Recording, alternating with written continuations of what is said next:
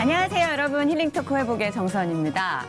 가끔씩 뭐 자동차 정비소 아니면 어떤 공사 현장을 지날 때 우리가 표지판을 보는데요.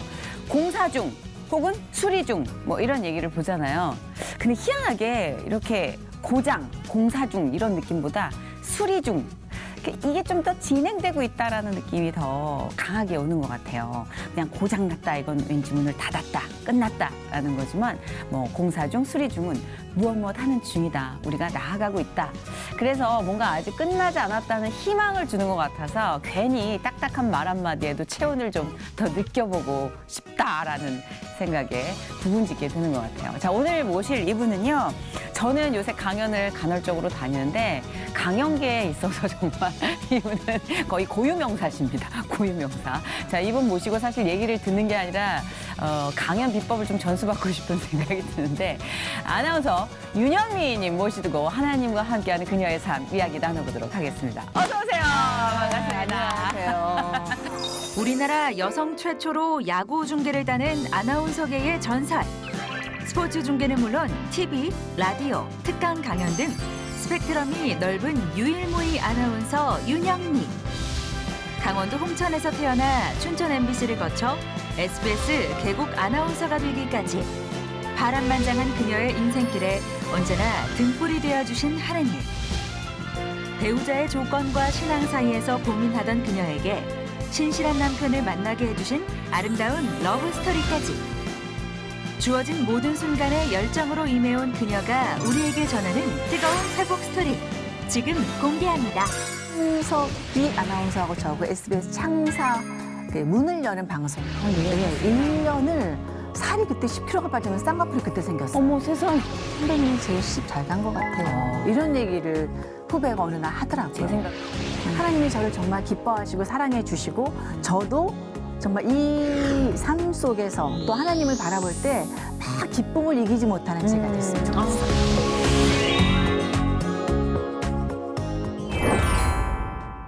아니 누가 누구한테 뭘 배운다고 하세요? 제가 늘 정선 씨 뵈면은 어쩜 저렇게 말을 잘할 수 있는가. 재미나고 위트 있게 선배님. 반복을 하고 있거든요. 선배님 제가 한 수 좀 가르쳐 주시죠. 선배님 방송을 몇 개를 보면서 제가 방송을 배웠는데요.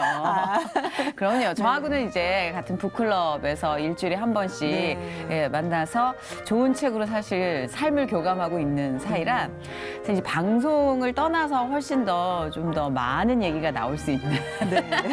오늘은 방송의 적절한 수위에서 저희가 많은 것들을 해결해 보도록 하겠습니다.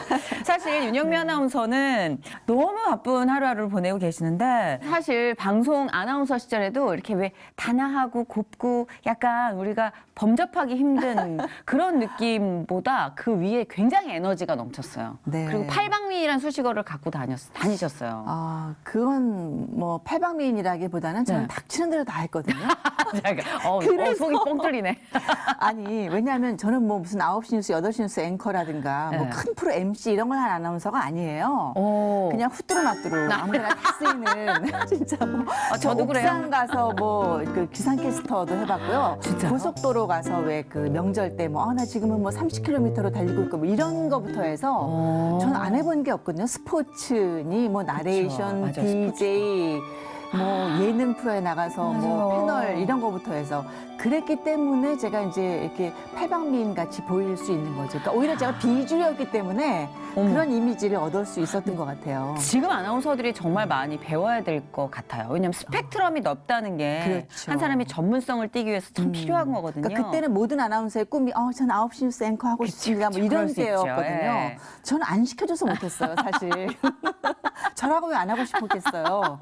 근데 시원시원하시네요. 못하다 보니까 뭐 닥치는 대로 이제 주어지는 대로 다 하게 되고 방송 욕심 많았거든요.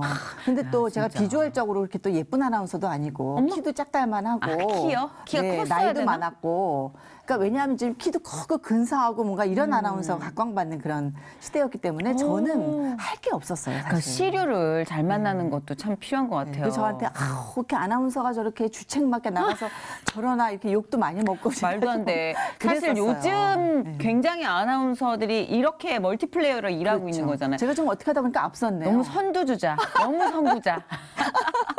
그래도 네. 선배님이 너무 에너제틱하게 잘 지금 가지고 계신 덕분에 후배들이 프리로 전향하면서부터도 예, 네. 그 의지해서 가는 것 같아요. 네. 그 발걸음이 중요하거든요. 네.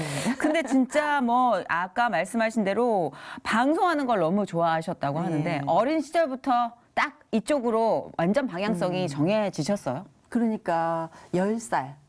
그러니까 국민학교 3학년. 어머, 그땐 국민학교였죠. 제가 강원도 홍천이라는 그 시골 아. 국민학교를 나왔거든요. 네네. 이제 그때 3학년 시절에 담임 선생님이 제가 국어책을 좀 잘 읽었던 것 같아요. 저를 이렇게 뽑아다가 학교 방송반에다 이렇게 앉혀놓은 거죠. 네, 그래서 처음으로 마이크를 잡고 이제 방송을 해봤는데 어머, 어머. 그 전엔 제가 사실 영화 배우가 꿈이었어요. 네, 이 얼굴로 예, 어머, 되기가 저는 어려웠지만 스튜어디스가 꿈이야. 아니 지금 예쁘신데 자꾸 이러시면 저 힘들어져요. 근데 아. 왜? 근데 이제 방송- 그 마이크를 잡고 제가 방송을 할 때 네. 굉장히 뭔가 이렇게 뿌듯하고 좋더라고요. 그 어린 마음에. 그래서 아, 영화 배우보다는 난 아나운서 쪽인가 보다. 이런 생각을 하게 돼요. 그때는 아나운서 하면은 목소리가 좋고 말 잘하면 된다. 뭐 이런 얘기를 제가 들었던 것 같아요. 그쵸. 그러니까 외모와는 상관없이. 어릴 때였으니까. 네, 예. 그래서 제가 이제 그때부터 한 번도 꿈이 바뀌지 않고 계속 아나운서의 꿈을 이제 중학교, 고등학교, 대학까지 네. 예, 가지고 올 수 있었죠. 근데 저는 정말 대단한 게 지금도 아나운서 경쟁률이 높지만 그때 당시엔 정말 너무나 치열해서 제가 이렇게 아나운서 입사 현장을 몇 번 봤거든요. 오며 가며 엄청나던데요. 그 몇 대 1000대 몇이었어요. 그죠? 요즘도 한 3,000대 1, 4,000대 1 하는데 그때도 거의 1,000대 1 가까이 했었어요. 엄청났어요. 진짜. 예, 그러니까 저는 네. 아나운서 하면은 뭐 학벌, 미모, 지성, 뭐 필기 시험도 보고 카메라 테스트 보고 뭐 몇 달에 걸쳐 시험 보거든요.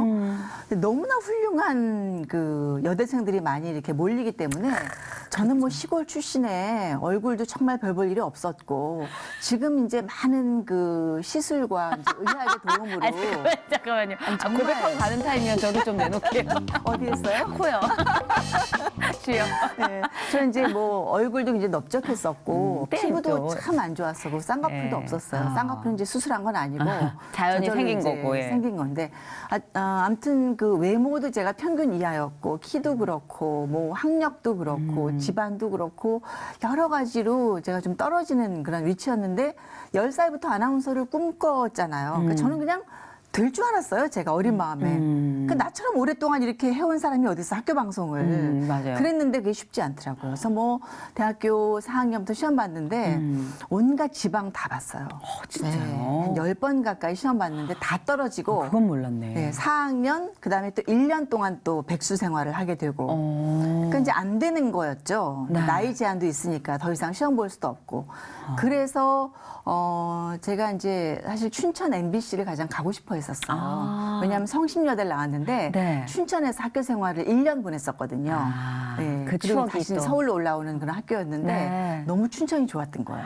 그러니까 춘천 MBC에 가고 싶어 해서 10번 떨어진 다음에 마지막으로 춘천 MBC에 한번 도전해 봐야 되겠다. 네. 그 사장님께 제가 편지를 썼어요. 네, 인터넷도 없었으니까 세상에, 뭐 시험 춘천 보는지 MBC? 안 보는지도 몰랐으니까 그러니까 나는 이런 사람이다. 왜 내가 춘천 MBC를 가야 하는지 뭐 이런 걸 10장을 편지를 써서 이제 등 뒤로 어머, 너무 사장님께 귀여워. 붙였고 네. 사흘 만에 사장님이 기적적으로 이제 전화하셨죠. 그러니까 어머. 지금 뒤돌아 생각하면 그것도 하나님 은혜예요. 그렇네요, 진짜. 예, 그런 생각을 하게 되고 정말 최종적으로 마지막에 그렇게 저를 붙여주셨거든요. 근데 이제 안 되는 그런 상황인데 사장님께서 이제 시험을 보게 해주겠다. 원래 이제 춘천 사람만 뽑기로 했는데 당신만 예외로 해주겠다. 시험 볼 수 있었고 정말 가까스로 합격이 돼서 이제 아나운서의 길로 제가 들어서게 된 거죠. 얼마나 기쁘셨을까. 그러니까 내 생애 가장 행복한 순간이었던 그쵸. 것 같아요. 그때. 그리고 정말 10장의 편지를 쓸 때 마음이 얼마나 진실하고 절박했겠어요. 간절하고. 그러니까 그런 노력을 해본 사람은 그 맛을 알거든요. 그렇죠.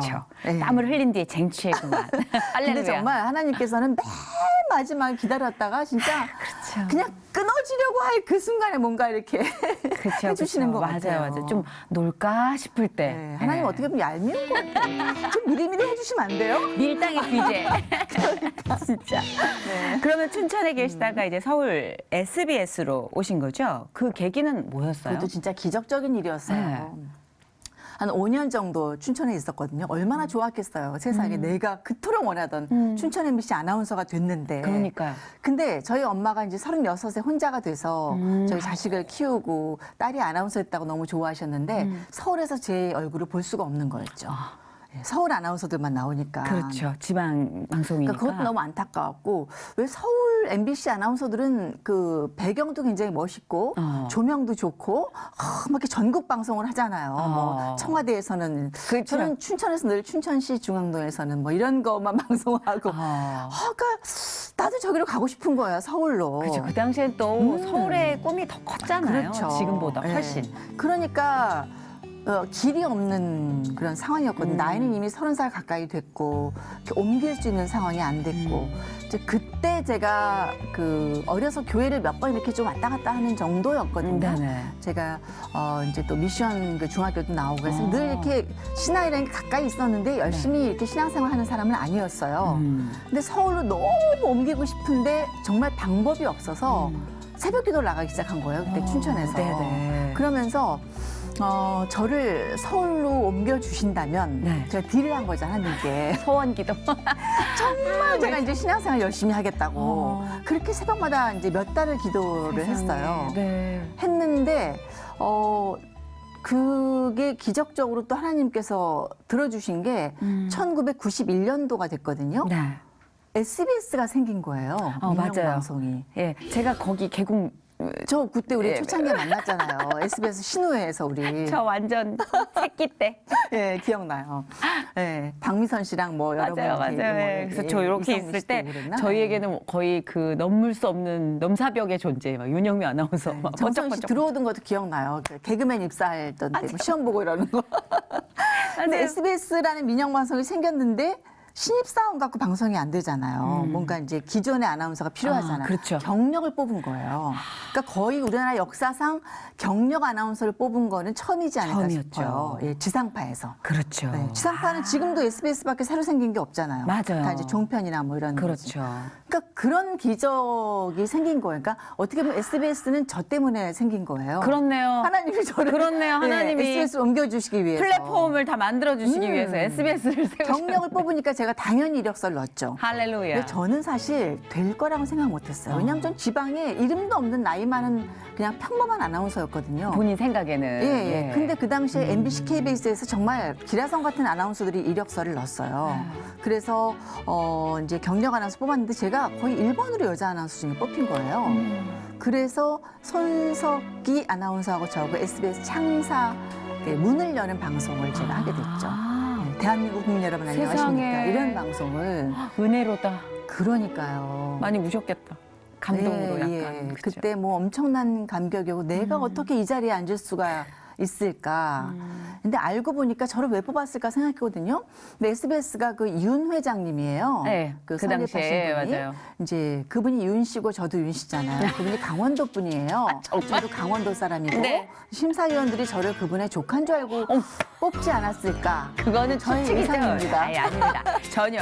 방송사 또 그렇게 진행되면 큰일 나니까. 아니, 근데 아무튼 그렇게 그냥, 어떻게 우연에. 우스갯소리지만 왜냐하면 저는 굉장히 진짜 평범 이하의 아나운서였기 때문에 왜 뽑았을까. 그런 굉장히 오해라면 몇 년 동안 궁금했었어요. 누리셔도. 아니, 그 저는 굳이 정말 얘기 안 잘 나갈 줄 알았거든요. SBS에 와서. 네. 근데 이제 조카가 아니라는 게 밝혀졌는지 정말 저는 소외된 아나운서였었습니다. 아, 정말요? 그러니까 거의 뭐 이렇게 맨 꼬레비 정도?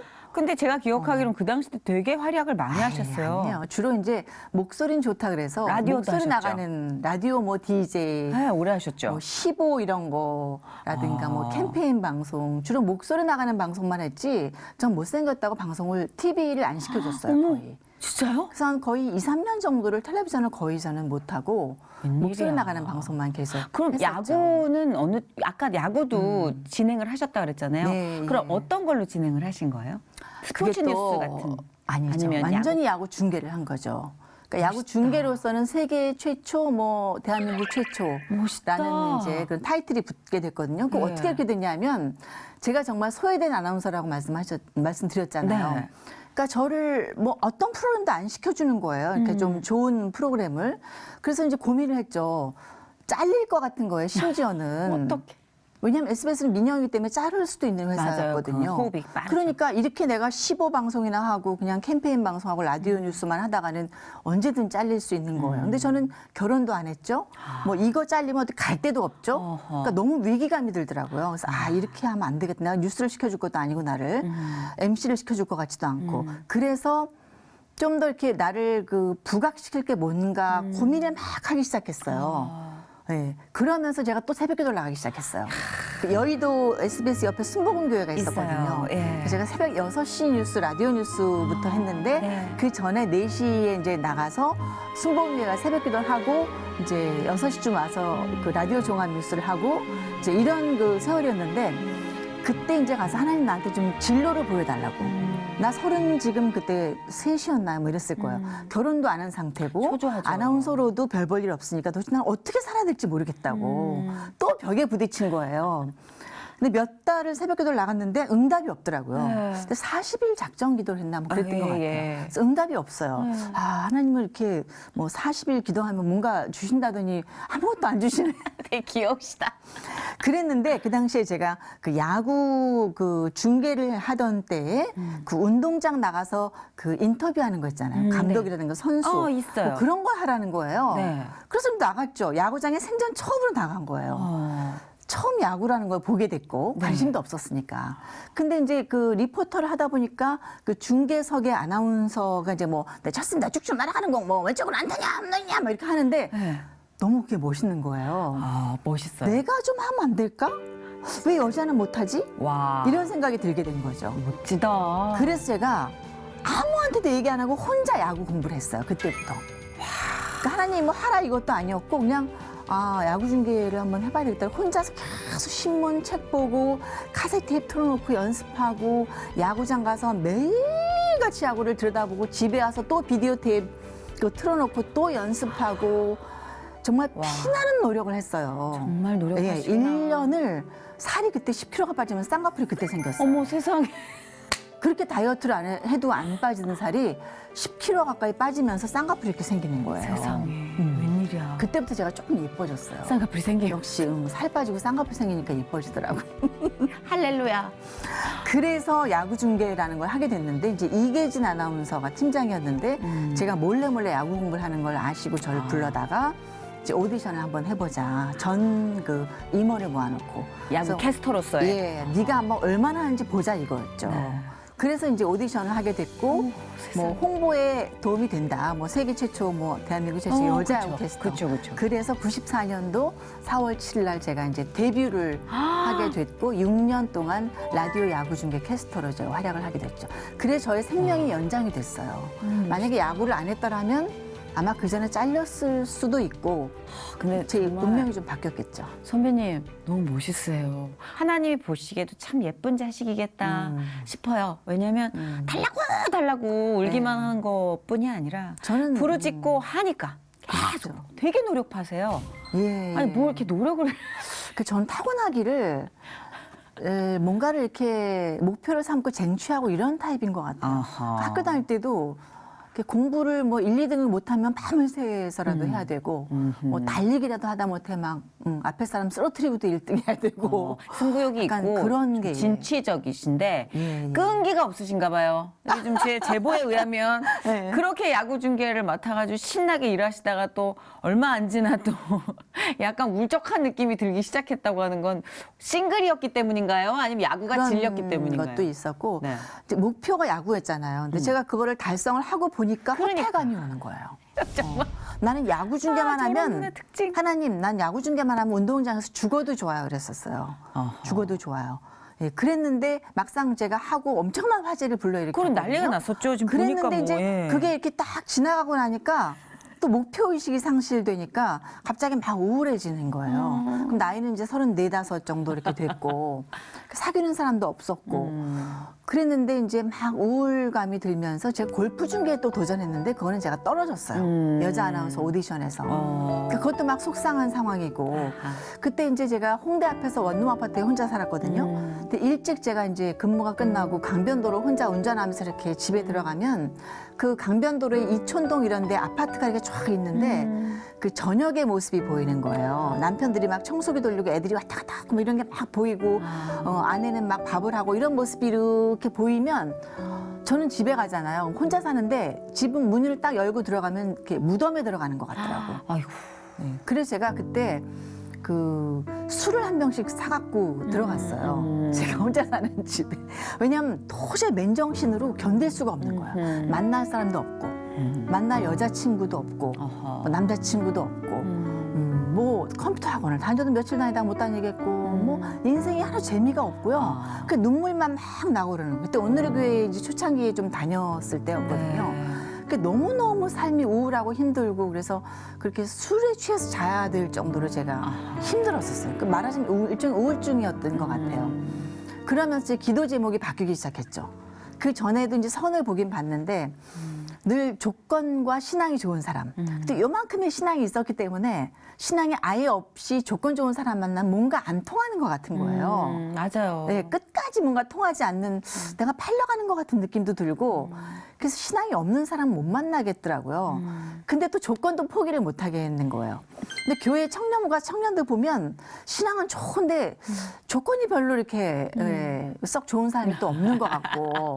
그죠. 그래서 양손에 떡을 쥐고 늘 이제 이렇게 제가 조건을 지금 아주 시원시원하게 솔직하게 얘기해 주신 거예요. 사실 우리 맞아요. 청년들이 네. 내가 이런 말 하면 나 이상한 사람으로 보지 않을까 막 이렇게 생각하는 걱정들. 근데 인간이기 때문에 가질 네, 수 네. 있는 그렇죠. 네, 두 그러니까 그만큼 가지를 노력해 다 왔잖아요. 이렇게, 예, 두 가지를 다 갖고 싶었는데 그렇게 제가 힘들어지면서 조건을 확 놓은 거예요. 그래서 기도가 바뀌더라고요. 하나님 나 조건을 진짜 안 볼 테니까 이제 신앙 좋은 사람을 저한테 주세요. 그러니까 하나님의 가정을 이룰 사람을 저한테 좀 달라고 기도를 하기 시작했어요. 근데 그런 기도도 왜 이렇게 빨리 들어주세요? 아니 좀 드디어 조건도 왔다. 좋은 사람 주면 안 되나? 올 것이 왔다. 근데 희한하게 정말 자로 잰 듯이 주시는 것 같아요. 그러니까 정말 마지막에 자로 뒀다가 진짜 죽기 직전에. 그래서 그렇게 제가 갈급할 때 그 오늘의 교회 청년부에서 저희 남편을 누군가 이제 소개로 두란노 서원에 네. 그냥 이제 말단 사원이었어요 저희 남편이. 예. 근데 저도 방송 끝나고 한번 이제 식사 자리에서 뵀는데 되게 잘생기셨어요. 네, 훤칠하시고 그래서 인물에 또 혹해서 제가. 네. 그러니까 신앙만 좋은 건 아니에요. 아니 진짜 훤칠하게 생기셔서 깜짝 놀랐어요. 근데 그 만났을 때 이제 슬슬 어떤 연애 감정이라는 게 또 싹 트고 이러잖아요. 예. 네. 근데 어떤 분이 먼저 이렇게 적극적으로? 그 처음에 이제 누군가가 오늘의 교회 청년부에 소개를 해준다 그래서 네. 처음에는 저는 이렇게 콧방귀도 안 꼈어요. 아니 그때 월급 100만 원 정도 받았거든요. 저희 네네. 남편이. 그래서 네. 어떻게 나한테 100만 원 월급 받는 난 사자 붙은 사람만 계속 만났는데 그래서 안 만났거든요. 근데 어느 날 너무너무 제가 막 그 기도를 하고 싶어서 오늘의 교회를 갔는데 그날 집회가 있어서 어디 기도를 할 장소가 없는 거예요. 그 생각해낸 게 두란노 서원에 다니는 어떤 언니가 생각이 나서 두란노 서원을 제가 찾아갔어요. 찾아가서 1층에 북카페를 딱 들어가는 순간에 눈물이 막 나는 거예요. 마음이 막 굉장히 위안이 되면서 가스펠이 나오고 빵 굽는 냄새와 커피 향에 이런. 그래서 그 언니를 만나서 이렇게 막 눈물 흘리면서 하소연도 하고 이렇게 얘기하는데 그때 저희 남편이 딱 들어온 거예요. 북카페에. 네. 딱 보는데 그 언니가 내가 전에 소개해 주려고 했던 남자가 저 사람이야 그러는 거예요. 근데 내가 어머 그때 내가 왜 안 만났지 이런 생각이 들면서 잘생기셨더라고. 네, 이렇게 훤한 거예요 사람이. 맞아요. 훤한 느낌. 선한 느낌이 들면서 그때부터 조건이 뭐 중요해 이런 생각이 들더라고요. 그렇죠. 그래서 이제 만나게 해줘서 그때 이야기를 나눴는데 저희 남편은 자기는 자선 사업을 하고 싶은 사람이고 남을 돕고 싶은 사람이다. 근데 제가 그때 이제 그 맹인들을 위해서 그 녹음 봉사를 했었거든요. 네. 수화도 배우러 다니고 왜 그랬나 모르겠어요. 아니 근데 진짜 네. 평소에도 우리가 막 그런 얘기를 해요. 츤데레라는 표현 있잖아요. 표현 잘 안 하는데 다 다정하게 챙겨주는 남자 스타일을 츤데레라고 하는데 여자 츤데레다 영미 언니는. 감정을 드러내지 않고 쑥스러워서 그냥 그래 뭐 되게 뭘까 도도한 느낌인데 보면은 다 주섬주섬 챙겨주고 있어 자기가 줄줄줄줄 세고 있어. 좀 그래요, 보면. 아니에요. 그래서 하여튼 뭐 자선 사업을 하고 싶은 사람이다라고 네. 일찌감치 오픈을 하셨네요. 네, 그러니까 우리 남편분께서. 남편은 자기랑 같은 사람인 줄 알았던 거예요. 전 사실 세속적인 사람인데 제가 이렇게 봉사하러 다닌다니까 어머 나랑 뜻이 맞는 사람이야. 이래갖고 만나자마자 한 2주 만에 프로포즈를 하더라고요. 대박. 네. 와. 그런데 저도 그냥 싫지 않았고 네. 그래서 6개월 만에 네, 결혼을 하게 됐고 빨리 하셨구나. 저희 엄마는 이제 반대를 처음에 했죠. 음. 예, 여태까지 기다렸는데 좀만 더 기다려라. 이렇게 돈도 없는 남자는 결혼해서 무슨 고생을 하려고. 어머님은 안정된 생활에 대한 그렇죠. 로망이 있으시잖아요. 모든 친정 엄마들은. 네, 저희 이제 엄마가 반대하니까 저희 남편이 또 3일 금식 기도를 들어갔어요. 세상에. 3일이 딱 된 날 저희 엄마가 전화 왔더라고요. 그냥 네 맘대로 해라. 가라. 아, 기도의 흔적이 너무 뚜렷하시다. 이 커플은 진짜. 그래서 이제 결혼을 6개월 만에 하게 됐고 이제 신혼여행 가기 전에 첫날을 네. 광림기도원 가서 세상에. 예. 완전히 올리한데요, 진짜. 네. 세속적인 사람이에요라고 한 분 쳐놓고는 지난 어렸을 때부터 행보가 너무 주님 손을 꼭 붙잡고 오셔가지고 딱 뚜렷하게 드러났네요. 그런 것 같진 않은데. 아니요, 진짜요. 근데 이렇게 가정 생활을 하시면서 이 믿음의 어떤 자산이 굉장히 가정을 지키는데 중요한 역할을 한다는 걸 좀 많이 깨닫는다고 하셨잖아요. 네, 때로는 네. 좀 나를 힘들게도 하지만 결국은 이 믿음의 족쇄가 나를 브레이크를 잡아주고 그렇죠. 또 좋은 길로 나아가기도 해준다라는 말씀을 간간히 하셨는데 그때는 잘 모르겠더라고요. 그쵸. 사실. 맞아요, 그 당시에는. 맞아요. 지나고 나면 꼭 이제 깨닫게 되는 것 같아요. 그때는 그러니까 그때는 또 원망도 해요, 가끔. 그럼요. 저 원망 많이 했어요. 저도 그랬어요. 그러니까 결혼해보니까 시댁이 재정적인 상태가 진짜 아무것도 없더라고요. 전 결혼할 때 아무것도 못 받고 결혼했어요. 워낙 오히려 믿음만 그냥 딱 네. 튼튼하게 자리 잡혀 있는. 그렇죠. 저희 그런 시아버지가 이제 이북에서 내려오신 분인데 교회를 거의 짓다시피 하시고 장로님이셨고 이제 믿음의 씨앗이었죠. 네네. 시어머니도 이제 뭐 신앙생활 열심히 새벽기도 늘 하시는 분이고. 그러니까 저희 시댁은 뭐 굉장히 신실한 집안이었던 거예요. 저희 집은 약간 날라리 신자였는데 시댁은 뭐 완전히 하나님이 옆에 계세요. 그냥 뭐 이렇게. 그러니까 네. 믿음을 재산으로 치면 재벌. 그렇죠. 그렇죠? 완전 네. 재벌이죠. 근데 이제 그런 게 좋기도 했지만 제가 신앙이 좀 부족했기 때문인지 또 막 불만이 생기는 거예요. 약간 처음엔 답답할 수도 있을 것 그러니까 같아요. 다른 아나운서들은 시아버지가 뭐 회장이고 사장이고 뭐 외제차에 막 강남에 집 하나에 막 턱턱 사주고 애기 낳다 그러면 막 1,000만 원씩 주고 뭐 예를 들면 들리는 얘기들이 그런 거니까. 막 또 그렇게 사람이. 하는데 저는 오히려 제가 이렇게 오히려 이렇게 도움을 드려야 되는 정도였기 때문에 그쵸. 전 너무 이게 짐이 무거웠던 거예요. 처음부터. 그렇죠. 아무도 저한테 뭘 주는 사람이 없었어요. 그러니까. 옷도 맨날 쓰레기 그 아파트 버리는 데 가서 옷 주워다가 애들 입히고 책도 막 맨날 그 어디 아파트에 모아놓은 데서 이렇게 갔다가 애들 읽히고 저는 백화점에 가서 뭐를 이렇게 제 옷이고 애들 옷이고 사본 적이 없었어요. 얼마 동안은. 그러니까 지나고 나면 하나님의 은혜가 확 하고 오지만 그 당시 그렇게 아이들을 이렇게 키워야 할 때는 인간적으로 사실 좀 원망이나 섭섭함도 있을 자꾸 것 같아요. 비교가 되고. 사람이니까. 예, 다들 정말 뭐 너무 그 잘 사는 집으로 이제 뭐 시집들을 가고 하는데 근데 보니까 아유 요란하더라고요. 잘 지내고 계신다. 그런데 그 한 몇 년 지나고 나서 어떤 후배가 그러더라고요. 아, 우리 아나운서실에서 선배님이 제일 시집 잘 간 것 같아요. 이런 얘기를 후배가 어느 날 하더라고요. 제 생각에도 그래요. 네, 저희 남편은 늘 그냥 제가 오라는 대로 오고 제가 뭔가 이야기했을 때 노라고 이야기해 본 적이 거의 없는 사람이거든요. 그러니까 늘 웃고 긍정적이고. 맞아요. 근데 저희 남편이 두란노를 다니다가 그만두게 됐어요. 사업을 이제- 한다고. 그래서 그만두게 되고 이제 결국은 한 3년 동안 전업주부를 또 하게 됩니다. 네. 집안에 들어앉았어요. 세상에 능력 있는 여자가 그 에너지 감당이 안 될 텐데. 그래서 들어앉아서 저희 초등학교 1학년, 2학년이었던 아들들을 남편이 키우게 됐죠. 그 집에서 뭐 살림도 아니지만 그냥 뭐 백수였죠, 어떻게 보면. 어머나. 그때 당시는 저는 굉장히 원망을 했어요. 저 인간 때문에 내가 이렇게 고생을 하는구나. 돈이나 벌어오지. 내 그 월급 갖고 생활이 굉장히 어려웠거든요, 사실. 한 사람 벌어서는 요즘. 예, 그 뭐 집 뭐 조그만 거 산 거 대출금 갚으랴, 뭐 애들 키우랴, 저 뭐 쓰랴, 뭐 너무 그 힘든 거예요. 저축은 생각도 못 하고. 그러니까 이게 원망이 막 됐었거든요. 그래서 굉장히 남편을 닥달하고 제가 그랬었어요. 그랬는데 나중에 뒤돌아보니까 저희 남편이 전업주부한 그 3년의 세월이 우리 아이들한테는 그렇죠. 정말 필요한 시기였던 그렇죠. 거예요. 초등학교 1, 2, 3학년 때 아빠랑 같이 아이들이 있으면서 같이 기도하고 성경 읽고 우리 아이들은 그때도 아침에 일어나면 성경부터 읽었어요. 아, 너무 좋다. 지금도 성경을 뭐 통독을 몇 수십 번 했어요. 성경을 통해서 아이들이 한글을 깨우치고. 아름답다. 예. 그러면서 학교 갈 때도 아빠한테 막 월을 디밀고 기도해달라고 나중에는. 세상에.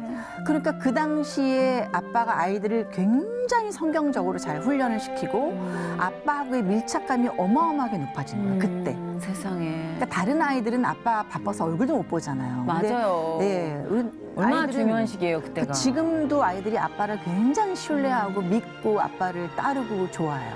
그래서 우리 아이들이 지금까지 굉장히 훌륭하게 성장을 할 수가 있었어요. 그러니까 그 3년이 예. 와. 그러니까 아무 말도 못 하시겠다. 지나고 그러니까 나면. 그것도 은혜더라고요. 그러니까. 지나고 나니까 진짜 할 말이 없더라고요. 그까짓 거 몇백만 원 벌어오는 게 뭐가 중요해요. 저희가 좀 이쪽 계통의 사람들이 다혈질이에요. 네, 그렇죠? 맞아요. 왜냐하면 일한 대로 바로바로 결과가 와서 바로바로 평가를 받는 시스템이기 때문에 못 기다려요, 잘. 잘 못 기다려요. 계속 여기 있는 거만 보고 너무 그냥 부끄러운 고백인데 저희가 뜨거웠다 제일 차가웠다 뜨거웠다 차가워. 기다리는 게 정말 싫어. 그런데 하나님이 이쪽 계통에 유독 기다리는 세월을 많이 선물로 주세요. 네. 기다려라, 기다려라. 그래서 아무것도 하지 말고. 시댁도 정말 아무 물질적인 그 네. 어떤 보이는 자산이 없기 때문에 원망도 많이 했지만 정말 아이들에게 그 어떤 돈보다 중요한 신앙을 물려주셨거든요. 그럼요. 그러니까 저희 아이들은 이제 시댁에서 주로 그 이후에는 키워주셨는데 아. 어머니 아버지가 아이들을 뭐 엄청난 신앙 안에서 키워주셨어요. 그러니까. 네, 같이 뭐 집회에 가서 같이 이렇게 막 손들고 찬양하고 요만고만한 아이들이 시아버지, 시어머니, 시누이들 이렇게 막 앞에 자리하고 그런 걸 보면서 제가 너무 감사하더라고요. 그러니까 그때 강변북로 이렇게 운전하시고 간 결실이 윤영미 아나운서의 생각보다 조금 시간이 걸렸지만 완벽하게 구현이 되고 있는 거 아니에요. 그렇죠. 그렇죠. 하나님이 그 기도응답을 자로잰데 정확하게 주신 거죠. 그러니까요. 네. 근데 요새 또 프리랜서로 일하시는 중에 하나의 조금 무게가 있는 직책이 생기셨어요. 바로 이제 목회자의 사모라는 직책이신데 제가 알기로는 되게 화끈하고 정말 언니 하면서 따르고 싶은 카리스마 있는 분이시거든요. 그래서 사실 이분이 목회하셔도 되지 않나. 무슨 말씀? 그러나 그 남편분께서 이제 목회자의 길을 선택을 하셨잖아요. 이것도 삶에 있어서의 각도가 좀 이제 변화되는 예, 전환점이지 않을까 싶은데 네. 어떠세요? 저희 시아버지가 저희 아들을 이제 저희 남편을 키우면서 이렇게 목회자로 서원을 하셨대요. 예전에. 이제 그런데 본인은 목회할 생각이 없었어요. 그냥 자기는 사업을 해서 선교사를 돕는 선교센터를 짓는 게 본인의 꿈이었거든요. 네. 그래서 저는 이제 그럴 줄 알았거든요. 근데 이제 전업주부 생활을 하다가 이제 몇 년이 흐르고 나서 본인이 생각이 바뀌더라고요. 나는 아무래도 목회를 해야 될 것 같다. 신학대학원을 가겠다.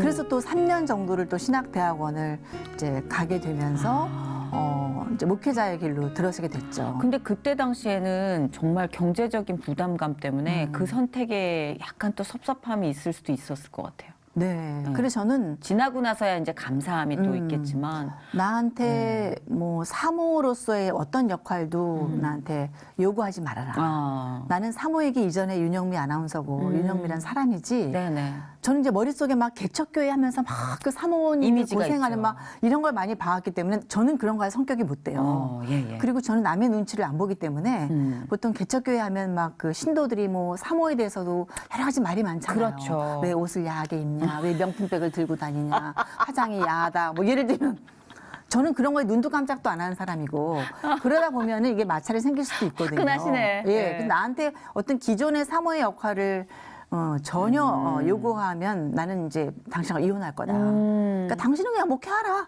난 내 길을 그냥 가던 대로 가겠다. 이렇게 제가 선언을 했어요. 근데 그것만으로도 저는 충분히 훌륭한 내조라고 생각되는 게 당신의 길을 반대하는 게 사랑이 아니라 가라. 그 대신 내 길을 인정해주고 내 위치를 또 인정해달라는 건 네네. 저는 아주 공평한 선택이지 않았을까. 네. 그래서 뭐 개척교회를 하게 되진 않았고 네. 온누리교회에서 하는 그 한터라는 탈북 청소년 센터에 저희 남편이 부관장으로 들어가게 돼서 이제 오랫동안 거기서 그 청소년들 탈북 그 청소년들을 이렇게 아. 섬기고 네네.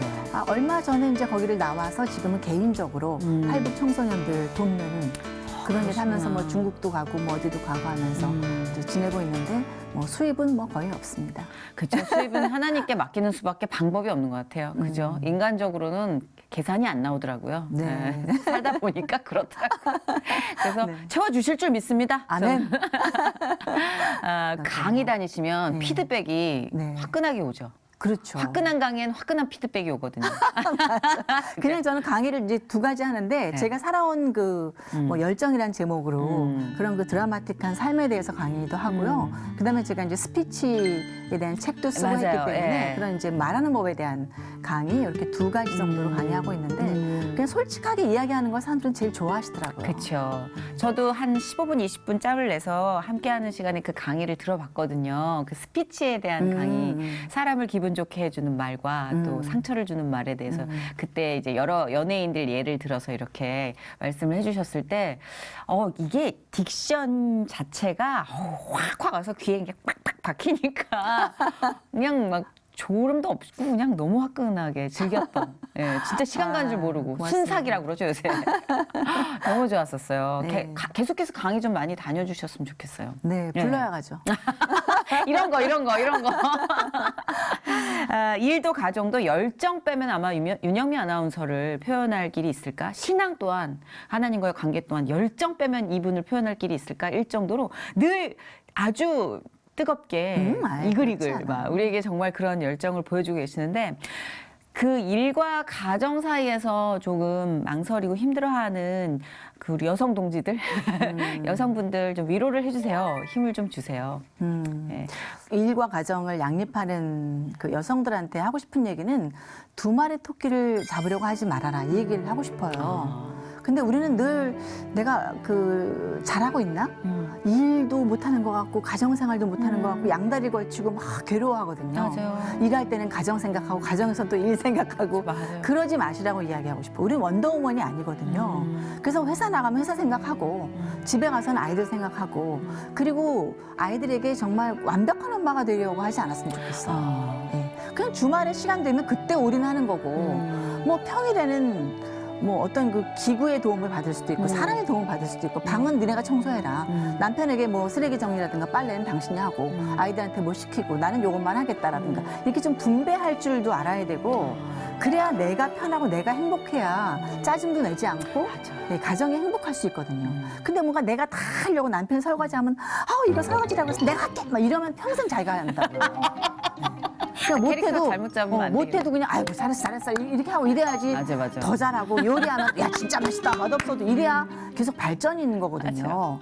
근데 우리는 그냥 내가 그냥 완벽하고 싶어서 이게 왜 그러냐면 교회 다니다 보면 또 어떤 딜레마에 빠지냐면 섬긴다는 거에 대한 딜레마. 내가 이 가정을 섬기기 위해서 나 하나 희생하면 되겠지. 근데 제가 어떤 권사님한테 말씀을 들었는데 그 사람의 능력에 맞게 시키는 것도 섬기는 거래요. 그 사람이 능력을 발휘할 수 있게 내가 기다려주는 것도 섬기는 거라고. 그렇죠. 그렇게 성질급하게 성마르게 나가서 아까 말씀하신 맞아요. 것처럼 이 집은 나 아니면 안 되지 이런 거는 섬기는 게 아니라는 섬기는 거 말씀을. 우리는 그 육체 노동으로만 생각을 하잖아요. 근데 꼭 그것만은 아니거든요. 그래서 아이들도 시간의 양이 중요한 게 아니라 시간의 질이 중요하다고 저는 생각해요.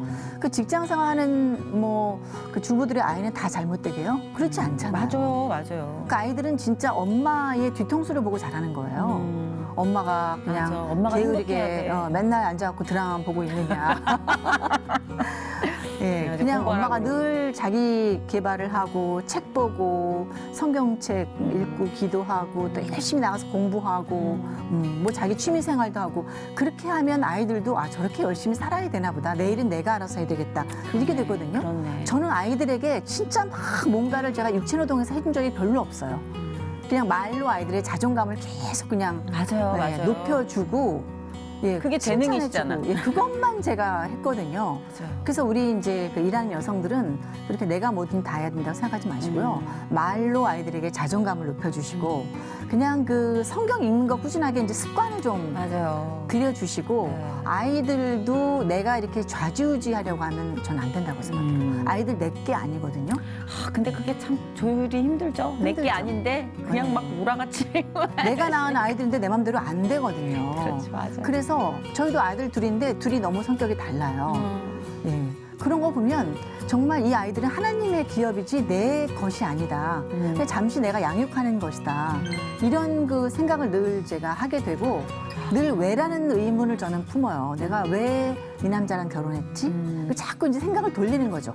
어떤 때는 내가 이 남자랑 결혼해서 내가 이렇게 고생이야. 이런 생각 하다가도 그럴 수 있죠, 사람이. 자꾸 백투더 베이직. 자꾸 이제 처음으로 제가 돌아가게 돼요. 아, 그래 하나님이 이 남자를 나에게 배우자로 주셨지. 왜 주셨을까? 자꾸 이렇게 돌아가게 되면 감사함이 또 오더라고요. 근데 생각이 우리가 이렇게 가지 않잖아요. 맞아요. 자꾸 가지치기를 하거든요. 맞아요. 가지치기를 하다가 왜라고 생각하면 또 이렇게 돌아오고 하나님이 왜 이 아이들을 나에게 맡기셨을까? 그럼 또 돌아오게 되고 왜 이 가정을 나에게 허락해 주셨을까? 왜 이 일을 나한테 맡겨주셨을까? 이렇게 자꾸 생각하면 이렇게 다시 제가 이렇게 백투더 베이직 하나님을 바라보게 되는 것 같아요. 그렇네. 그래서 저는 정말 너무 신앙이 허약해요. 너무 잔가지로 많이 뻗어나가서 아니요. 네. 이 정도면요. 아유, 허약하다고 말씀하시면 안 아니에요. 됩니다. 그럼 저희가 뭐가 됩니까? 그러시면 안 됩니다. 아니, 늘 흔들리고 있는 자신을 노출하세요. 그래서 저는 그걸로 훨씬 더 많은 도전을 받아요. 나는 괜찮아 완성된 신앙이라고 숨기는 사람들을 많이 보다 보면 오히려 흔들리는 신앙 그 자체가 은혜가 될 때가 있거든요. 그들도 나와 같구나라는 위로와 또 한 번 백투더 베이직 할 수 있는 원동력이 되더라고요. 아니 저는 네. 사실 이 프로그램에 나오라고 할 때도 자신이 좀 없었어요. 여기 늘 망설이세요. 아니 그러니까 제가 무슨 신앙의 완성인도 아니고 뜨거운 신앙을 늘 간직하고 있는 사람도 아니고 ING잖아요. 제목이 회복이에요. 네. 회복은 뭐냐면 치유의 기억들을 나누는 거지 완성이 아닙니다. 그러니까 아시겠지만 네. 저는 아직도 계속 갈등하고 어떤 경우는 하나님 계신가? 이렇게 묻기도 하거든요. 그런 사람이 무슨 나와서 뭔 그렇게 제가 자랑을 하겠어요. 근데 이렇게 흔들리는 날것의 이 모든 것을 오픈하셔 주셨는데 그 안에 분명 하나님이 계시다는 건 아마 여러분 많이 느끼셨을 거예요. 그건 윤영미 아나운서도 아마 이제는 거부할 수 없을 것 같고요. 우리 모두 이제 지금 현재 소망하는 뜨거운 기도 제목이 있으면 저희도 기도 엄청나게 해주시거든요. 네, 말씀하세요. 중보할게요. 네. 이제 두 가지로 말씀드릴 수 있는데 하나는 제가 이제 아이들 둘을 유학을 보내게 됐어요. 네. 사실 그 얘기도 하면 좀 긴데 돈도 없는데 어떻게 유학을 보내겠어요. 저는 정말 처음에 반대했어요. 나는 능력이 없다. 모아놓은 돈도 전혀 없고 전 정말 매달 벌어서 반달 살거든요. 계속 마이너스예요. 제가 통장에. 명언이다. 네. 그래서 어떻게 유학을 보내? 그 많은 돈을 어떻게 감당을 하겠어요. 근데 저희 이제 기도하시는 저희 시어머니께서 하나님이 보내라고 하신다고 자꾸 환상을 보여주신대요. 아이들을 비행기를 태워서 미국으로 보내는.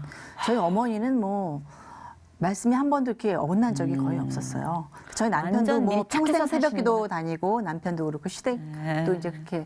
그러니까 제가 이제 그런 말에 이렇게 귀 기울일 수밖에 없는데 어머니가 하나님이 해주실 테니까 너는 그냥 믿고 보내라 그러더라고요. 아멘. 그래서 믿고 보냈어요. 아멘. 보냈는데 이제 지금까지 어떻게 꾸려왔는데 최근에 굉장히 힘들어졌어요, 경제적으로. 맞아요. 모든 세계가 다. 그렇죠. 뭐 세계 경제도 안 좋고 또 저도 또 나이가 들고 하니까 방송이 줄고 개인 경제, 예. 세계 경제. 예, 개인 경제가 굉장히 좀 이렇게 제가 이제 좀 기울다 보니까 그 유학비를 감당하기가 지금 굉장히 어려운 상황이에요. 그래서 뭐 장학금을 받아도 힘들더라고요. 애들이 네. 굉장히 공부를 잘하거든요. 그럴 것 같아요. 예, 미국 고등학교에서도 뭐 전교 1, 2등 하고 계속 그랬었어요.